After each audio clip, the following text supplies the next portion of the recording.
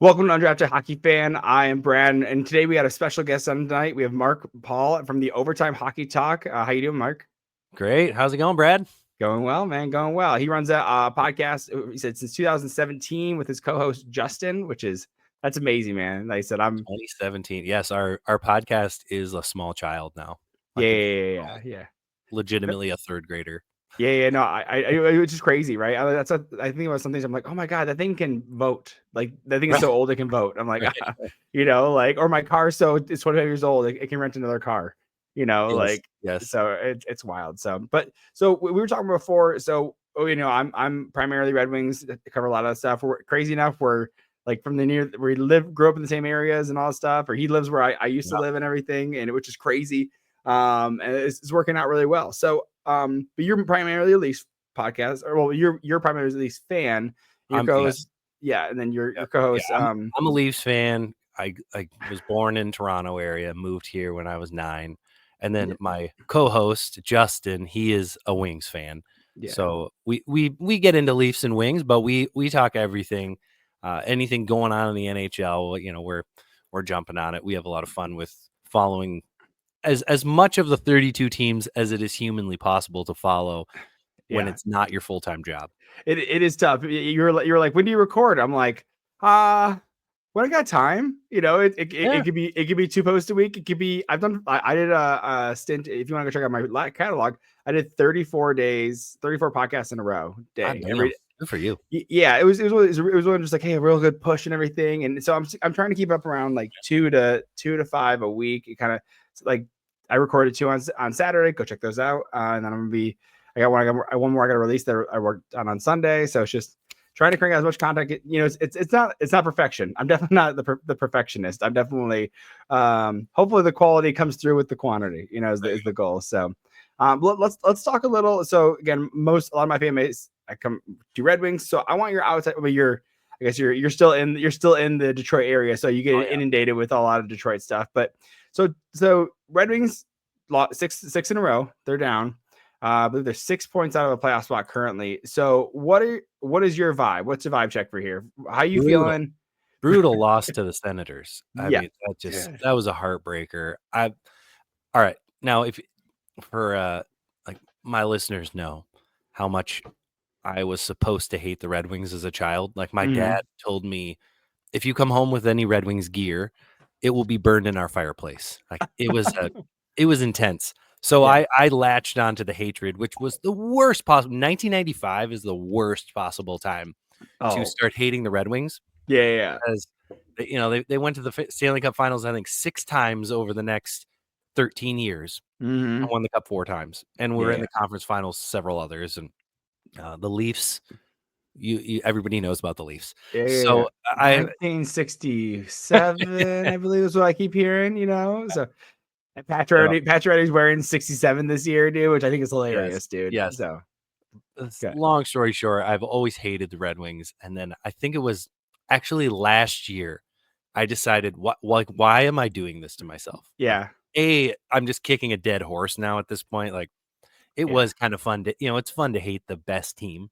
Yeah. There's something about that but now I'm like, I'm from here. I've lived here for way longer than I ever lived in Toronto. Yeah. I'm not gonna hate them. They can be my number 2, number 3. And so I cheer for them. If I go to a game, I'm cheering for them now. I'm not intentionally looking for the random jersey that somebody might have so I can wear it to the game just to piss people off. Yeah. But the Red Wings now. So all this coming from somebody who hated the Wings, I can really look at them with a different lens than somebody who's a fan. But I mean, they've just fallen apart again, but I really think that they overachieved. I think a lot of the underlying numbers show that, like 5-on-5, they're just a disgrace. Brutal. Yeah, dude. I think 28th in the league 5-on-5 for scoring, and so they're awful 5-on-5. Their power play has saved them time and time again. Their power play has been phenomenal. Just otherworldly. Who would have expected this Wings team to have on almost 30% power play? Yeah, I'm looking at it right. 28.2, third in the league right now, which includes the abysmal start they had. But of course, with the good comes the bad is that penalty kill 69.5, 32nd in the league, dude. Yeah. I mean, I don't want to point on my grade point average or anything, but that's stuff's bad, dude. You know, There just seems to be that they just aren't hard to play against. Mm-hmm. Right? And that shows like that 5-on-5 play. You're not hard to play against on a penalty kill. Like if you're not hard to play against, that's going to probably show up in your penalty kill. Oh yeah. And it has. And I think that Yzerman looked at this and went, how am I going to do? Like, what am I realistically going to do to make this team better in a week, Mm-hmm. I don't think there was much to be done. Now, would it have been nice to see maybe, go out and try and get a Kuzmenko? Mm-hmm. Like the Kings got Kuzmenko for a 3rd-round pick. Susie went for a 3rd-round pick. I think everyone would have said, hey, you know what? Even if we don't make the playoffs, we give up a 3rd-round pick and we bring in someone who we think could help us a little bit. Mm-hmm. No one would have complained. Agreed. But I think Yzerman's looking at it like, okay, let's say we do that. Is that going to be the difference between us missing or making the playoffs? Probably not. Is it going to be the difference between us winning a round? Definitely not. Yeah. So, agreed. I mean, if you're taking it from an outside perspective, you're not a fan. You just say he kind of did what he should have done. Although I understand why people are pissed. Yeah. Well, so the did you hear the rumors about who he was pursuing? The big guy there. You'd be very familiar with him because he went to your team. Brandon Carlo was one of the big guys. Yeah. So, there was no way they were giving up a 1st-round pick for him. I think I just said he was open to it, but it had to be a guy with term, and Carlo has term. He's got this year and 2 years after this. So, like, and he's 28, a right-handed D, I think, right, as well? Yep. And so, I mean, defensive, and again, look at the Red Wings right side. It's Cider, and then it's a black hole. Right. It just gets it's Justin. Supposed to play over there. Well, let me rephrase. It's less a black hole since Albert Johansson got over there, but he's left-handed. Like, so there is some limitations. And I have this argument with one of the guys one of my buddies, and he's like, dude, I don't know. We get to this level. I think handedness I'm like, it doesn't matter as much. And I'm like, I hear you. But at the same time, you have to realize that like you're the person who's best on that wing is the guy you're versing. So like you're even though you're at a slight disadvantage, it might not be that big of a difference. But like if you have Pasternak coming over, you'd like to be on your strong hand, right? You'd like maybe the left side be more comfortable, right? Like well, the whole like, well, what does it matter if you're a pro? Well, everyone else is a pro, and they're dude. Yeah. You got to give yourself those small advantages, and it is. I would say it's in general probably small, but you're talking what? So 1 out of 50 times you get beat because you're on the wrong side. Well, that's significant. That all those numbers over the course of an entire season. I mean, that could be the difference between 2 or 3 losses a year. Yeah. Imagine like one of those 50, they put the puck on net or something like that. Right. Or they that's 3 or 4 more goals, right? That affects your plus minus. That affects your percentage, your goal differentials and stuff. So it just depends like how you value this, especially if you're a defensive guy. Like, oh, well, now you're getting beat, right? It's like, and so yeah, it doesn't make you a huge maybe, but like I know that I'm terrible at slap shots, and I'm a right-handed, and I play wing typically. I play on the right side because I wrist shot. My slap shot is terrible. Why am I getting the left wing? This doesn't have any value for me. Also, my backhand's not as good, so it's hard for me to catch the puck along the boards on the left side because I'm just not and dish a pass across. Right, and turn your body to make a forehand pass. Yep. Yeah. Like I'm the big on the what I saw Casper do last game. You put the one hand out, and then you kind of walk the puck with your like that's what I'll do. Like I have no problem with that, but like it's just so it varies. But yeah, like I said, to me, it's funny enough. I watched that game, and I actually got more hopeful than against Ottawa. Against Ottawa, because I saw they got goalied. It was a goalie effort. Yeah, 48 saves, dude. That's what I'm saying. So like, and I put it on Twitter, and I feel very bad. If I see that effort for the rest of the year, I'm in playoffs. I think they're playoffs. Like to me, like because to me, you can even you go against Carolina, you go against Washington with that type of effort, like that's tough that's a tough to play against team.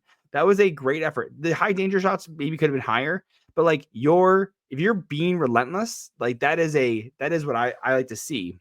And so it was maybe one of those few games where they actually were hard to play against. that's what I'm saying. Like again, if they think about like the Thursday game before before the Stadium Series, like that was terrible. Like against Columbus, they lost like 5-2, and then again 4-2, 5-2, and then they lost again in the Stadium Series, and like that was a bad bounce, and still like it was just disheartening.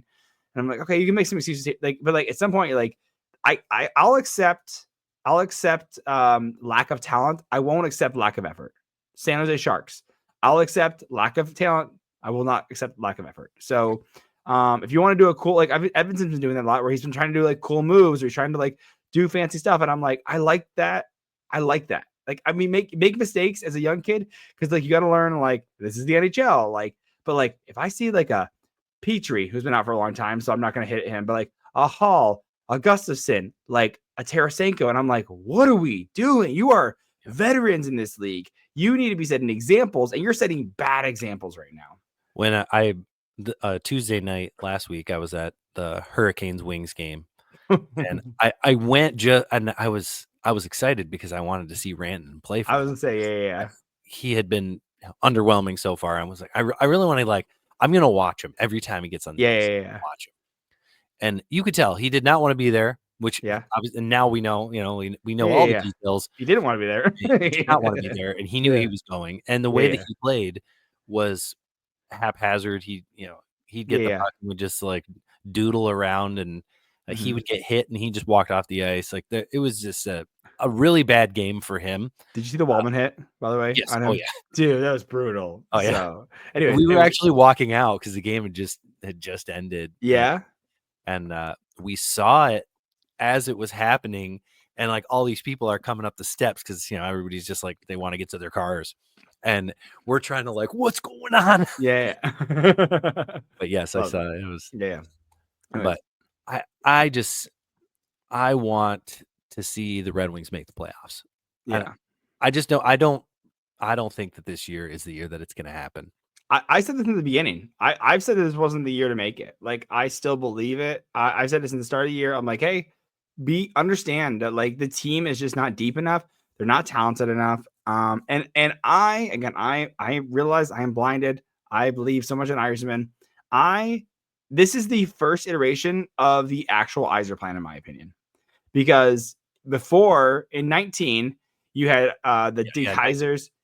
Yeah, 19, 20, like all the worst year where they only got 4th overall, right? And of course, after that, that's when I know Yzerman or the owner or Illich bitched about that. And they said, hey, this is unfair. We had a terrible season, and the highest we got was 4th. That is, we got to redo this, and that's when Bettman redid it. Yep. So that you go like 1 or 2. You can't do it 2 years in a row, which is fine. Like that's fine.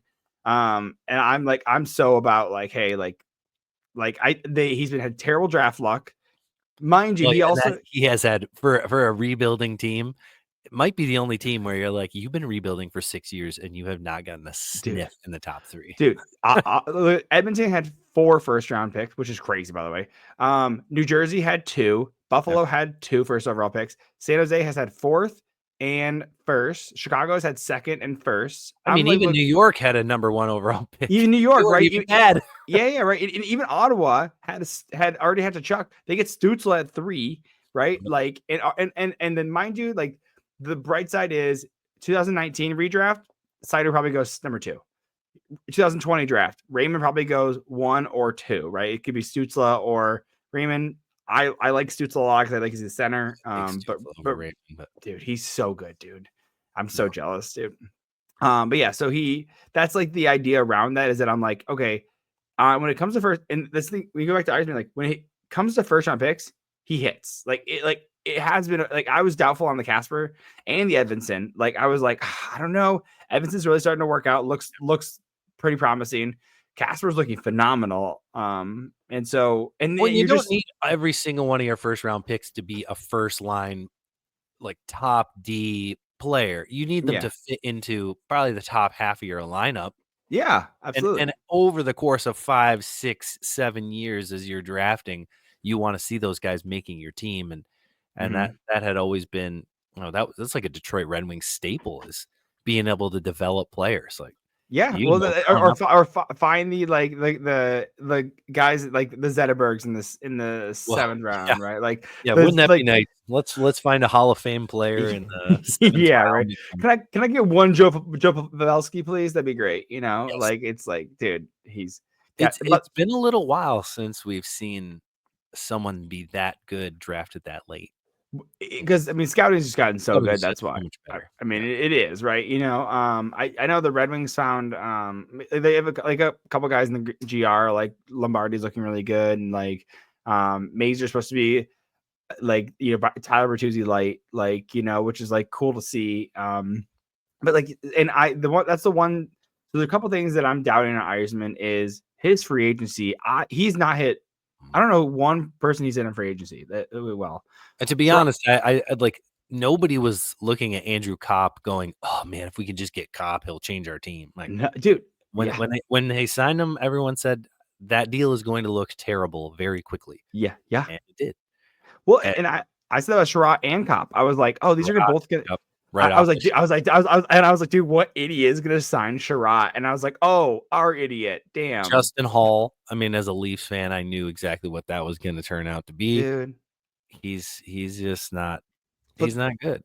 So this is always my justification for a signing is so in free agency is you're never getting the best player, but like in general, a free agent is typically given one more year than they should be and paid $1 more million per year than they should be.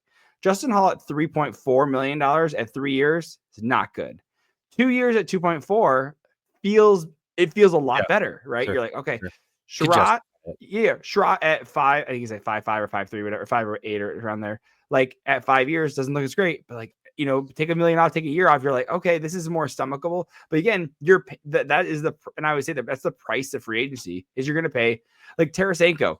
I almost guarantee Yzerman was like, I'll pay you the 1 year at 4.75, whatever. And then Tarasenko's like, I'll come there for 2. Yeah. And you know what I mean? Like it's the extra year, right? Like it's there's a little bit of extra price when it comes to free agency. Which is why I think it's so crucial. Red Wings Twitter talked about this. Like there's 2 guys that they need to go into a free agency. It's Mitch Marner and Ranton, and now Ranton is gone, right? And Marner is not signing in Detroit. Do not fool yourself to think that Marner. I think it's close enough to Toronto is my thought process. It's like he's like, oh, Toronto, like family, and I'm like, it's close enough. It's that or Buffalo, and I'm like, it's not Buffalo. Nope. So I don't think that he would care about, like, he's got a wife, he got married. It's not like he has kids that would be in school or anything. I would say either he's going to sign in Toronto or he's going to a team that can win now.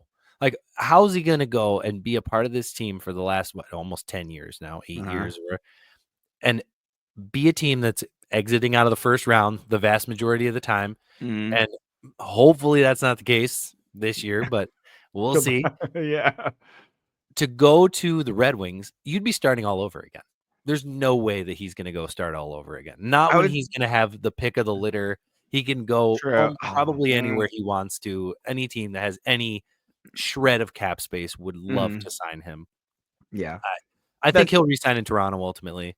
I also agree. I think he's gonna now what's he gonna top out at? Like you think he's gonna get 14? No, he won't get 14. Really? What do you think he's gonna get? I think 13 is probably the right number there. At 8?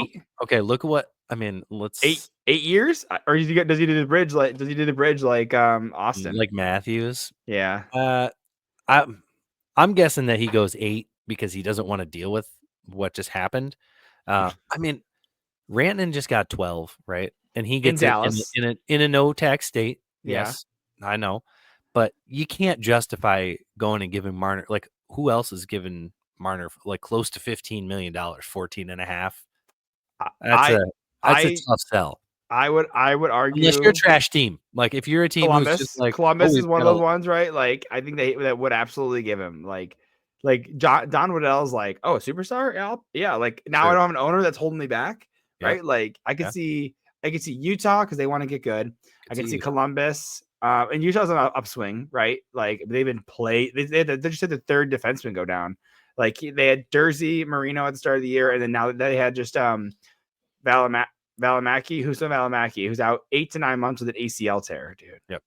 So, They've been taking yeah, loose no, beat them too. yeah, right. I know. I saw that. Yeah, in the shootout, it was a little closer than I saw. They That blew a 3-goal lead. So. What? I mean, they never blow 3-0 leads, right? They never do that. No. So, but yeah, no, I think Marner. I agree. I think he still gets 14. I think just because it's. Yeah, I guess He's gonna get more than Matthews, huh? I think he's gonna get more than Matthews because he's signing for longer. For an 8-year Right, deal. right. Like I think Matthews percentage and all that. Yeah. I think to me, just like 14 seems like I don't think he could go through the media of being paid the highest guy in the league, and you know what I mean. But I think 14 is definitely stomachable the way the cap is going up. Okay, right? let's say the Leafs go and they win the Stanley Cup this year. Marner's unbelievable. Then okay. Then it's justifiable. Give him 14. Yeah. But he's rarely had a good playoff. He's rarely had a playoff where you go, "Oh, that was the Mitch Marner that, he took a step and he was unbelievable in the playoffs." He really hasn't had that. But other than maybe 1 year, I think that I can think of where he was good. Like I think he had 7 points in 7 games in one of those years, maybe against Boston one of those times. But that's what I'm pulling up right now. I don't know that you can't pay a guy like, let's say they go out first round again this year and he has 5 points in 6-7 games. Mm-hmm. And he's the same Marner that we've seen in the playoffs. There's no way you can justify giving him that kind of money. Well, 22-23 when they went to the second round, 14 points, 11 games. There you go. I mean, that's phenomenal. The year 21-22, 8 points, 7 games. Like, I agree. I think so. Yeah, let's take how many of those are 2 second assists. I don't disagree. But there's something to. Yeah, I agree, and that's and it's not that he's not a bum. It's not. No. Going out there and doing things. But I think it's fair to say that in the playoffs he hasn't been that takeover type of player. The guy that you see sometimes in the regular season where he can take over a game and is dishing the puck to everybody and has so much confidence going down the middle of the ice. Playoff time comes and he's on the perimeter. Yeah. I mean, he's an incredible player. He's still going to do things from the perimeter. Yeah. But he has been shut down before by certain teams. Do you think Marner could drive his own line?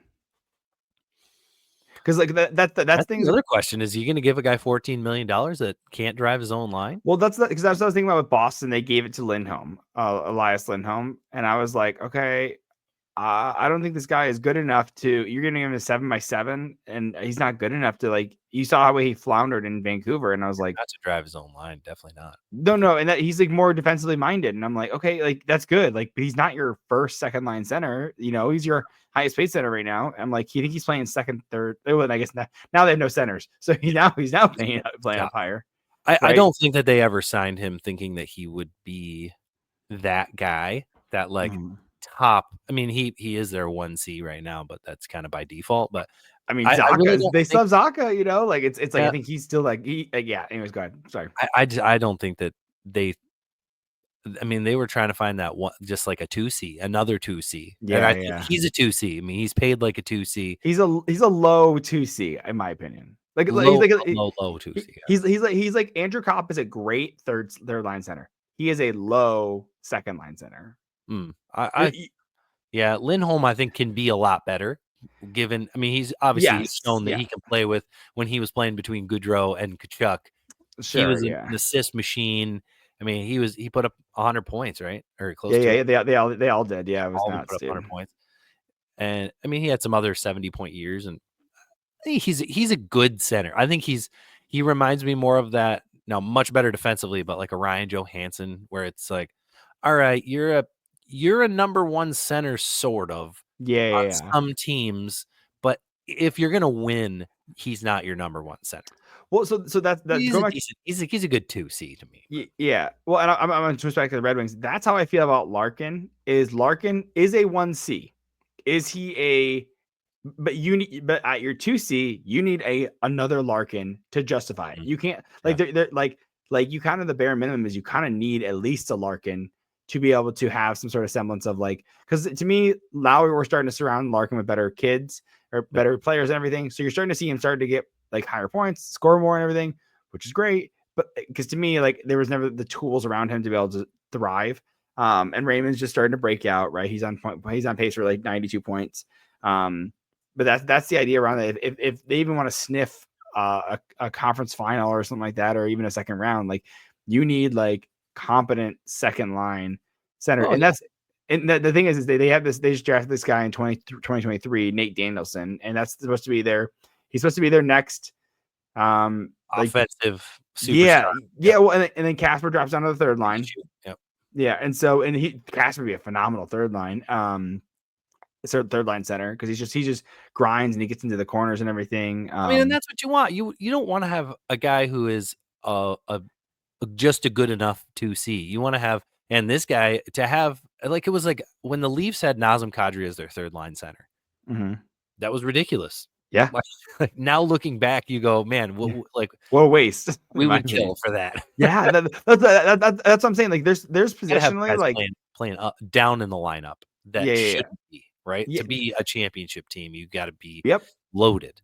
Well, that's the thing is that like if you played if like Larkin started, let's say when he broke out his first year, like in the playoff, like you're not gonna put him at 4C, or you're not gonna put him like on a fourth line winger, like or even a third line winger. Like it's like yes, he has defensive abilities, but like he has such a high end talent that I don't think Casper has that. I think Casper tops out around like 65 points as a player. Like I just think he's good. He's just not like. He's not like a monster play machine. Like he's not going to put up a ton of goals. Not going to put up. He'll help with assists. He'll get you out of the corners, pop it in front, and hopefully get a scoring chance. But like he's not going to be the guy that like is doing the major plays on the breakouts or anything. He's not super fast. Like he's quick for a kid, right? But like it's not his main talent. He does a lot of things good enough. He's kind of like a. He's just he grinds well. He kind of reminds me of Prawn a little bit. Like just kind of like he hustles, he hustles to the corners. He fights hard, right? Like he tries to create space a little bit. Oh boy, wouldn't you love if he turned out to be a Prawn? Like, dude, I would. By love the end that, of the dude. season, you go, "What the hell? This guy's 80 points, dude. How did this happen?" I would, right? David Prawn doing that every year, just like, what in the world? How is he just grinds and mucks his way there, dude? I'm like, he won with Vegas, right? I think. Did he win with Vegas or did he won with St. Louis? Yeah, St. Louis. That's what it was. Yeah, I don't think he was in Vegas. Well, he played in Vegas, but he didn't. I don't know if he won. So it was a different year. Yeah. So but we're gonna take a quick break for DraftKings, and then we'll jump back in. We're gonna do some more Leafs and Red Wings talk. So we'll be back in about a minute 40 for DraftKings. All right. It might not feel like it, but spring is right around the corner. You know how you could tell? Golfers are hitting the links, and we have some tournaments to talk about. And if you want to do more than just talk, put your money where your mouth is. Get in on all the tee to green action with DraftKings Sportsbook. From Thursday's opening round through the closing round Sunday, DraftKings Sportsbook has you covered with tournament props, live betting, odds boost, and so much more.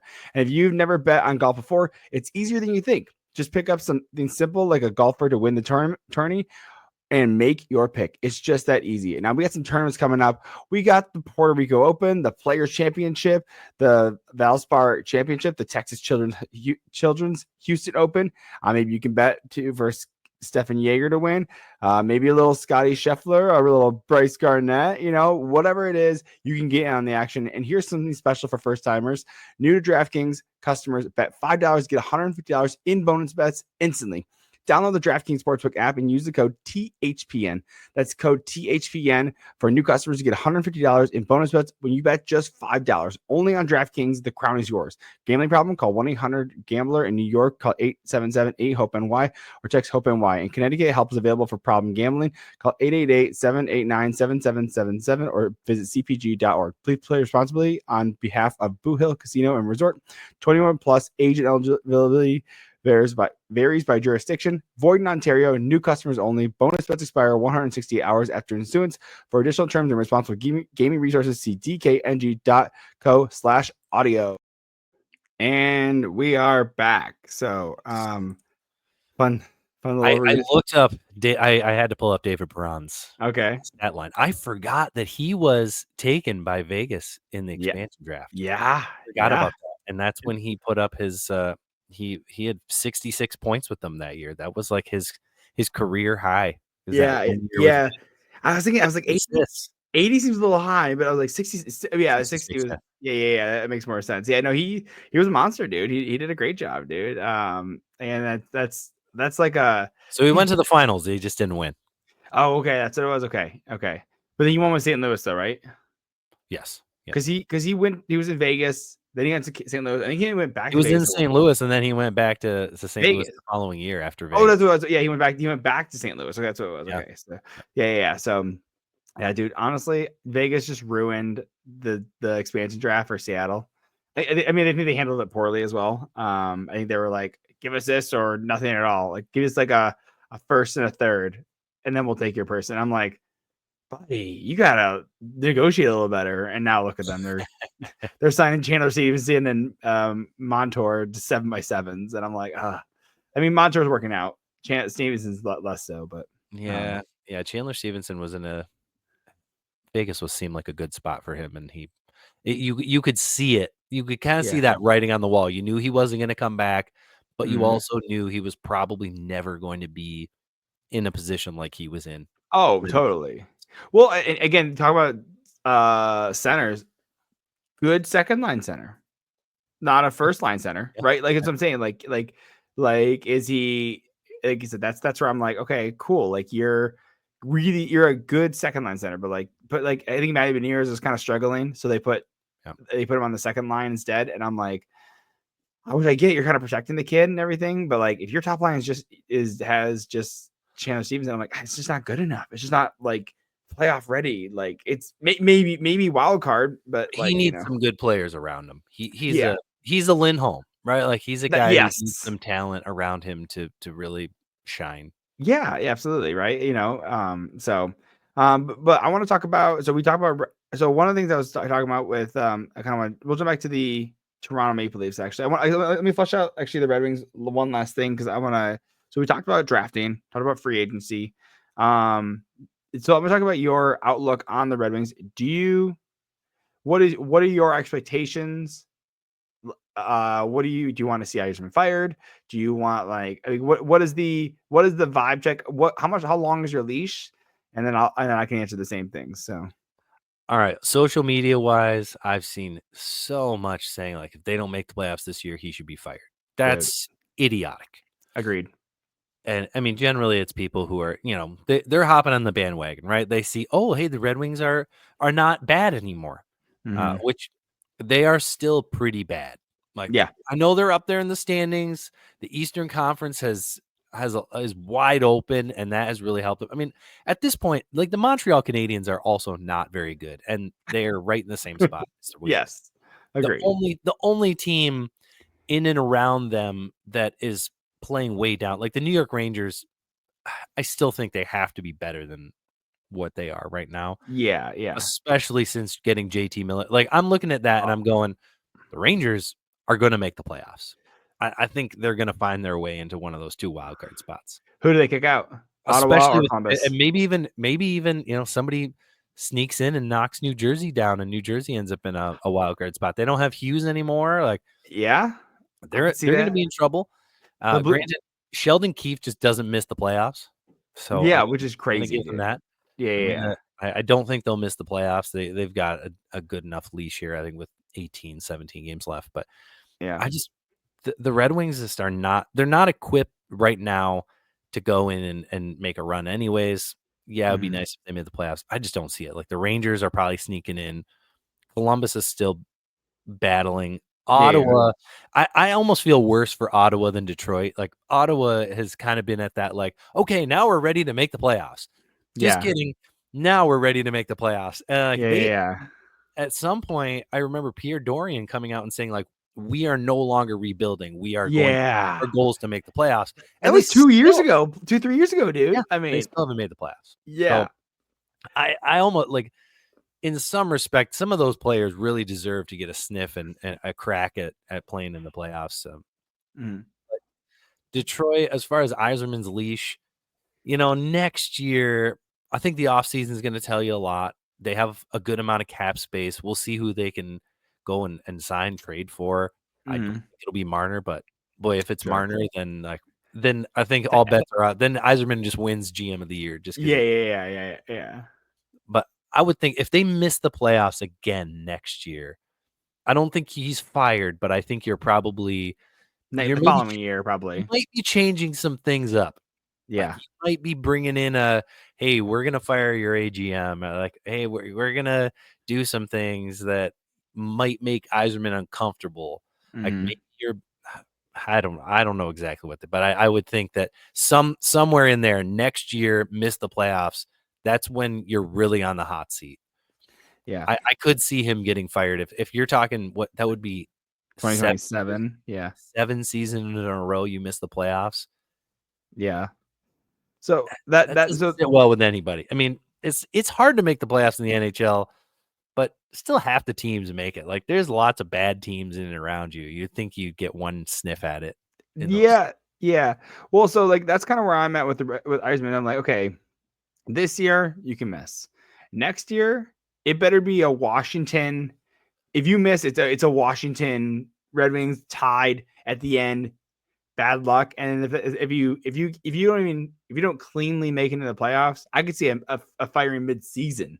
Like, because it's just like, which would be crazy. I'm probably not going to happen, but that's like where I'm like, I'd be like, okay, I don't trust you anymore. Like, you can't build it. Because to me, we're still in the Yzerplan, because like Holland said, takes 6 to 8 to even 10 years to do a full rebuild. He had to do a tear down, get rid of bad contracts, buy people out, try and find assets, now build assets. This is not the NFL where you draft a guy and he's on your team. Right. Like, especially with the Red Wings, the way they've been drafting, like, San Jose got Celebrini, boom, he's on the team. Like, that's never been the Red Wings MO. The Wings haven't gotten a guy first overall. The Wings have never really drafted anybody who was that ready to hop right in the NHL. And they also had, maybe Seider could have. Yeah. But they were so bad that there was just no reason. A defenseman, you don't want to throw a defenseman into that kind of. Agree. They take longer to develop, man, dude. Like, that's it, right? And Raymond was the closest. He got drafted in the SHL, and then the next year he made it, right? Like, he was the closest to the thing. Like, Edmonton played a year in the SHL, then he played in the AHL, and then he, it's like it takes time to build. And the thing is you're now starting to see. If you look at the Red Wings now, like, Holland left him nothing.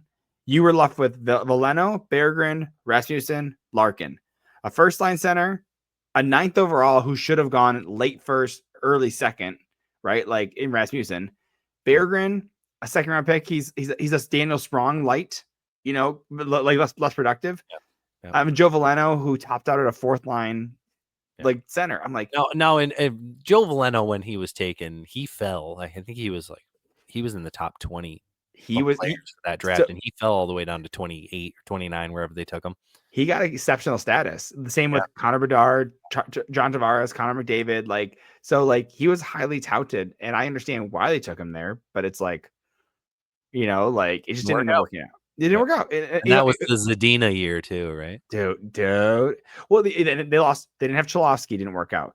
Svechnikov didn't work out. Like, Zadina didn't work out. I'm like, okay, so you're coming in like. At least, like, even wrong Svechnikov, brother. Dude, right? I know. That's what I'm saying, dude. I know. Well, like, even when Yzerman came into Tampa, he already had Hedman and Stamkos already drafted. So I'm like everyone's like, oh, look what he did in Tampa Bay. Yeah, he got a good start. Like, like, it was like you already had some good pieces, and like Braden Point, give him that third round pick. That was phenomenal. And Buchelnikov, who was a third round pick, he drafted with a Red Wings pick, Kyle Quincy.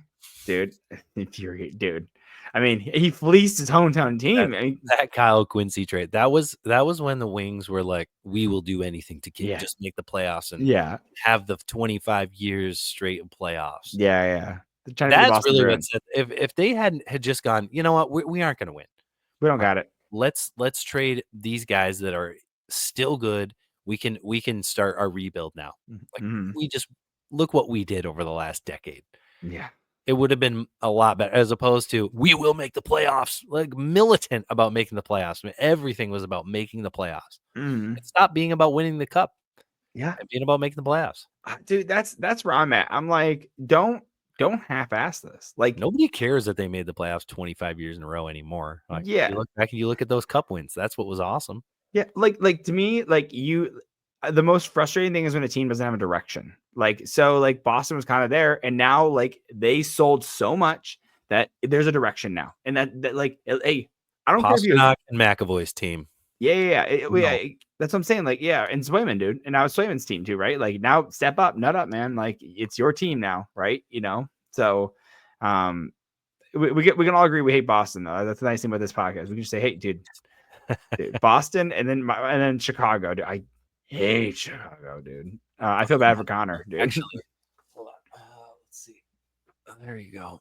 Do you? Oh, there you go. Did you go to one of the games? My wife was just in Chicago for this conference for work, and she, they're all trying to woo her. Yeah. So she came back with some Chicago Blackhawks gear. I have one of I'm trying to get one of every hat. So because like in videos, like I'm covering Minnesota the Wild. I got a hat, like so I have a Toronto hat, but like my wife's like, you can get one of every hat.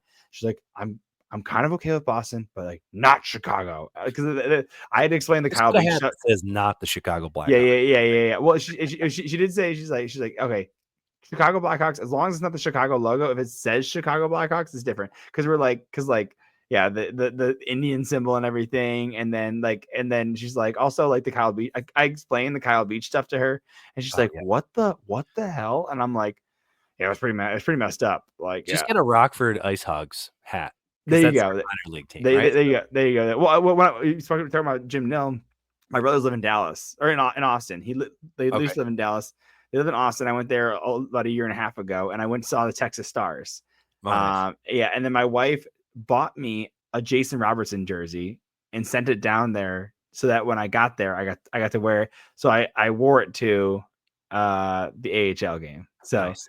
It was very cool. It was very fun. Awesome. So yeah. So but I'm gonna jump into Leafs, and then do you have a heart out? I've got a few more minutes. Okay, let's do Leafs then, and then I want to talk about what do you think about the moves? Are you feeling better? Do you think this incentivizes Marner to stay? I mean, you send out the first round pick and Fraser Minten for Brandon Carlo. You send out a first round pick and Nikita Grabenkin for Lawton. You get good retain, like that was a good like retention on those as well. Lawton, and for $1.5 million for a third line center is phenomenal. How are you feeling? Do you like the goaltenders? Do you want to send Morgan Riley to the moon? Morgan Riley will show up in the playoffs. I know that. I think that's it's what he's done that multiple times where things are Morgan Riley maybe, and then playoffs come and he's there. I'm hoping that happens again for him. I think the Leafs did everything they could do. Mm-hmm. It's almost like Toronto's starting to really. All Canadian teams are sort of starting to it's tough to be a Canadian team in the NHL. I think there are so many American players and even some European players who are like, I don't want to play in Canada. Like if you have a no move and even if some guys that don't, I would guess that they're going, trade me anywhere, just don't trade me to Canada. That in California, man, right? That's the right. The 10-team no trade list. That's always say when I'm talking about contract. 10-team no trade list is 7 Canadian teams and 3 California teams, right? Yep. Like it's, and that's. I mean, it's. I think you're kind of seeing a line drawn in the sand in that way. So then for a Canadian team, even though the Leafs have all this history, even though the Montreal Canadiens have all this history, it's hard to go out and find players that you can pull in. It's like what we've watched the Winnipeg Jets go through since their inception, where people are like, it's freaking cold there. I don't want to play there. Yeah. And now it's like that for every Canadian team. It's just, you got to go after guys with term because you have to force them to stay. Yeah. And I think that's why, I mean, the Brandon Carlo deal was great. He's there for another 2 years. I think he's taken a little step back, but that could be, the team was bad. He's definitely somebody who's going to rely on who is around him. Mm-hmm. So He's also defensive defenseman though, right? Right. So you put him with like I mean you wouldn't do Oliver Ekman-Larsson because he's gonna play on the third pair, but like I mean who? So you'd have Tanev, Riley, McCabe, McCabe's Carlo, yeah, like and then Benoit Tanev. I don't remember your as who plays which sides, but like that's what I'm thinking because you also have Philippe Myers too, right? So right. but yeah, they basically something like that, Well, right? yeah, because Brandon Carlo was playing with Morgan Riley.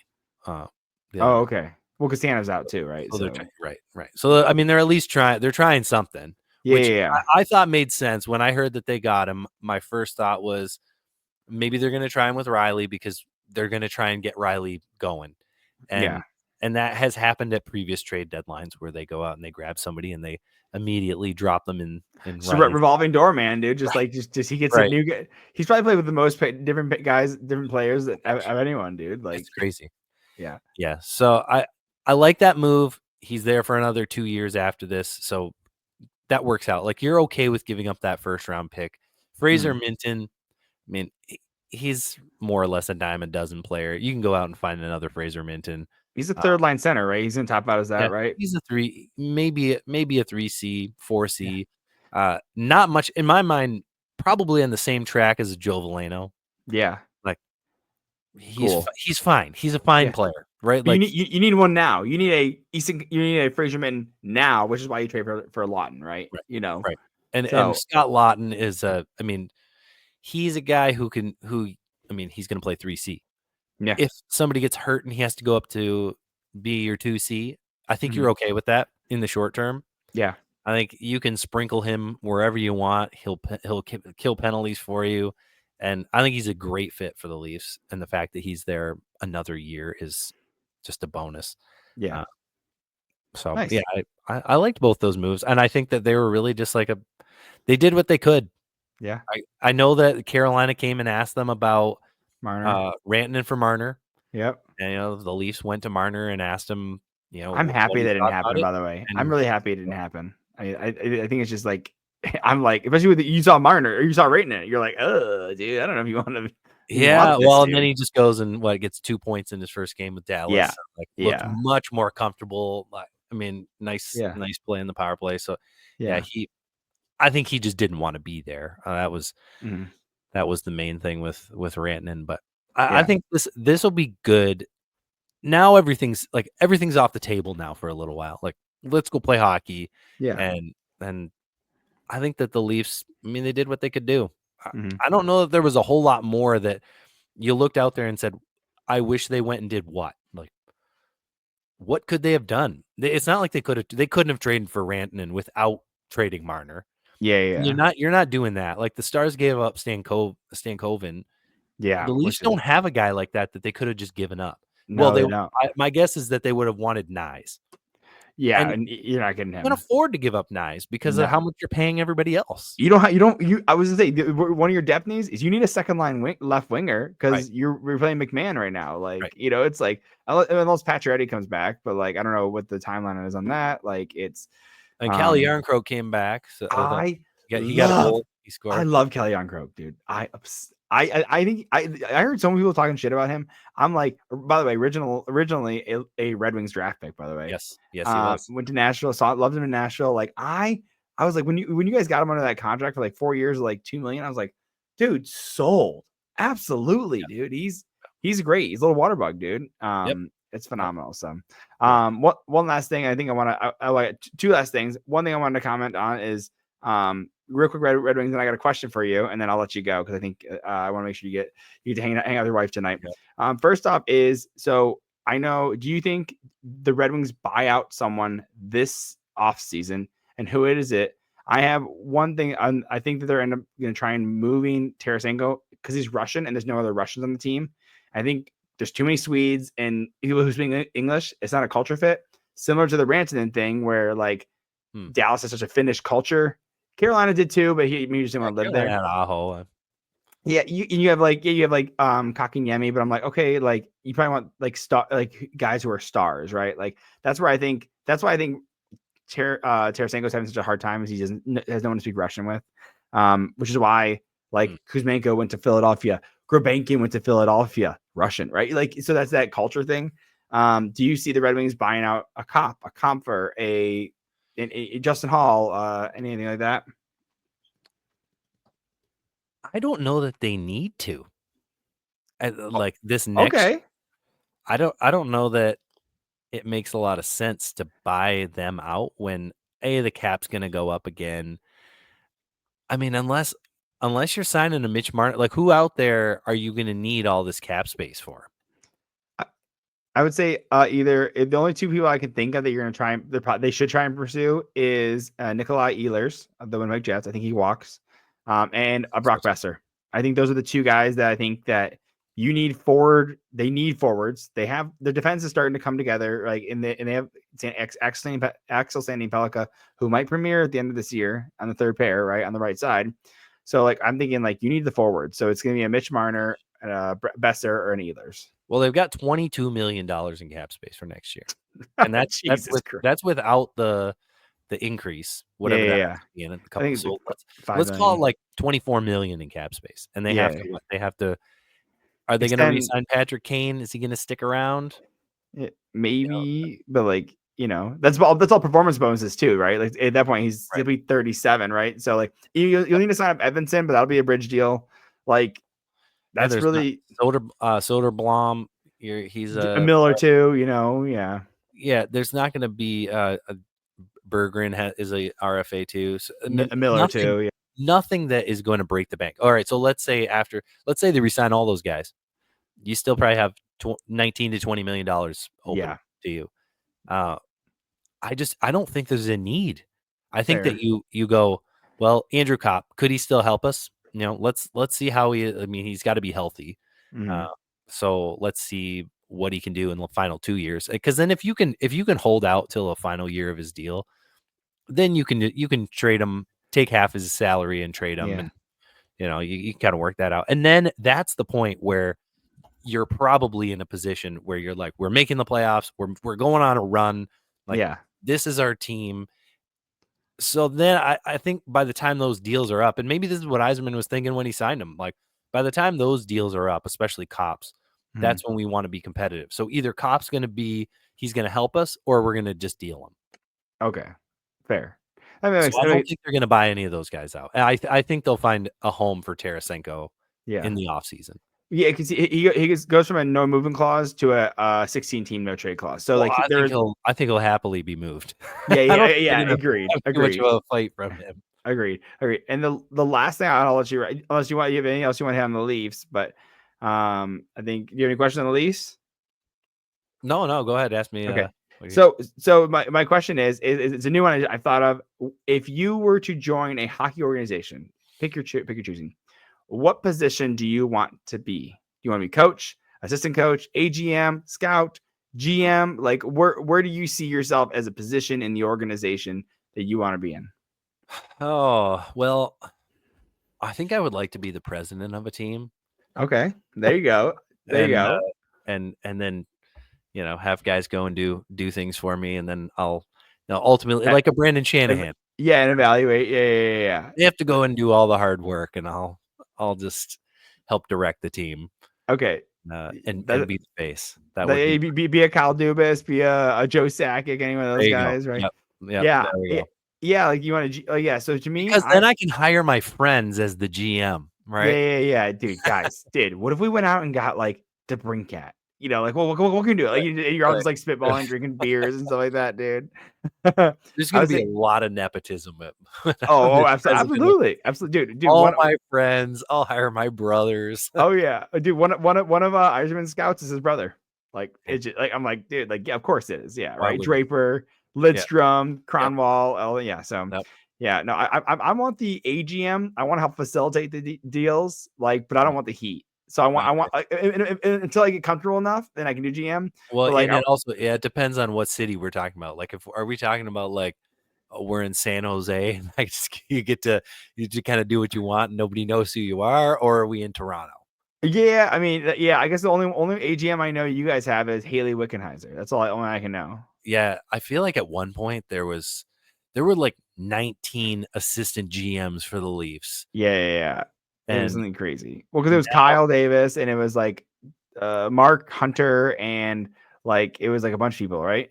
Yeah, so Haley Wickenheiser I think she's the director of player development, and then Derek Clancy is their AGM.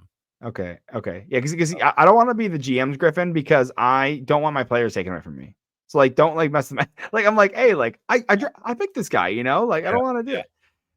Also, I have a game for you. There's type in hockey. It's if you have an Apple phone, it's a hockey. The app is like Hockey Ultimate or Ultimate Hockey GM. It is addictive. It is. All right. I play it more than I should, and it is. You'll love it, dude. You'll love it. All right. I'll check it out. All right. Well, I appreciate you. Give me a last plug. Where can we find you?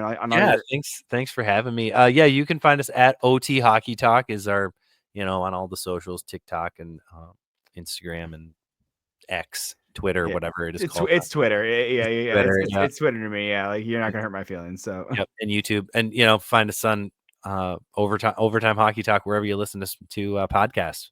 Yeah. We do a weekly show, and we talk hockey. Go check them out. We'll throw their YouTube in their links in the description and everything. And by the way, welcome to the Hockey Podcast Network. Yes, thank you. Yeah, we're excited to be a part of it, and we'll have you on our show here soon.